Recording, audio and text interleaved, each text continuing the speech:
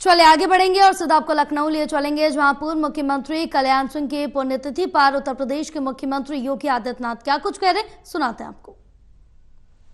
जिन्होंने चुनौतियों से जन्म से ही मुकाबला करना सीखा हो और पहले किसान के रूप में, फिर शिक्षक के रूप में, फिर राष्ट्रीय स्वयंसेवक संघ के एक स्वयंसेवक के रूप में और फिर भारतीय जनता पार्टी के कार्यकर्ता से अपनी यात्रा प्रारंभ करने वाले सरदेव बाबूजी की यात्रा शून्य से शिखर तक की यात्रा है। बहन और भाइयों, वे विधायक भी थे, सांसद भी थे, प्रदेश सरकार में कांग्रेस की दमनकारी नीतियों के खिलाफ और लोकतंत्र का गला दबाने के खिलाफ हुए आपातकाल के आंदोलन में जेल के अंदर बंद भी हुए थे और आपातकाल के बाद प्रदेश के अंदर बनी सरकार के स्वास्थ्य मंत्री भी थे। तो राम जन्मभूमि आंदोलन के बाद उमड़ी हुई आस्था में पहली बार भारतीय जनता पार्टी जब प्रचंड बहुमत के साथ सरकार बनाती है, उस सरकार के मुख्यमंत्री भी बने और 1997 में दूसरी बार मुख्यमंत्री बने और फिर हिमाचल और राजस्थान के राज्यपाल के रूप में भी उस संवैधानिक पद का दायित्व का कुशलतापूर्वक निर्वहन करते हुए उन्होंने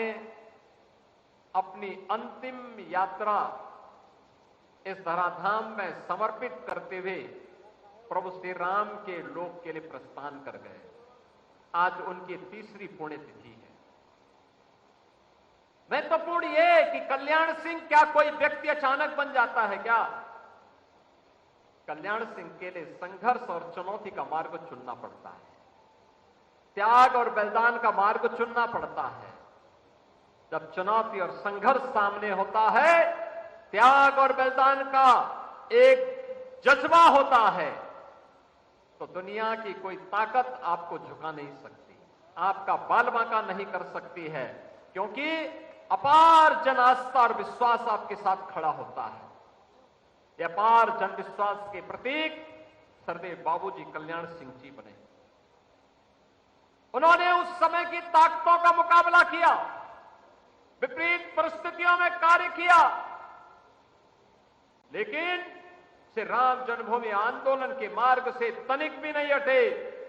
लगातार उसके लिए कार्य करते रहे और अंततः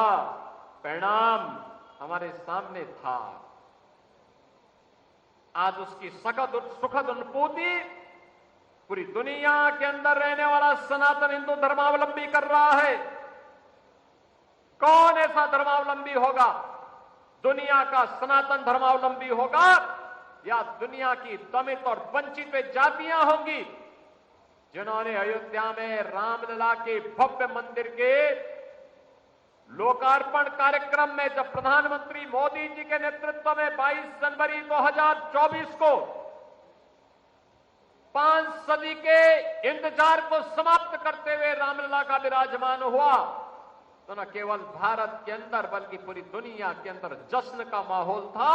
सब लोगों के मुंह में था कि जहां भी दुनिया के अंदर दमित और शोषित जातियां होंगी, मानवता का जहां भी दमन हुआ है, श्री राम जन्मभूमि पर प्रभु राम के भव्य मंदिर का निर्माण उन लोगों के लिए आशा की किरण है। और इस आशा की किरण की शुरुआत तब हुई थी जब बाबूजी ने कहा था कि सरकार जाए तो जाने दिया जाए, लेकिन राम भक्तों पर गोली नहीं चलाएंगे।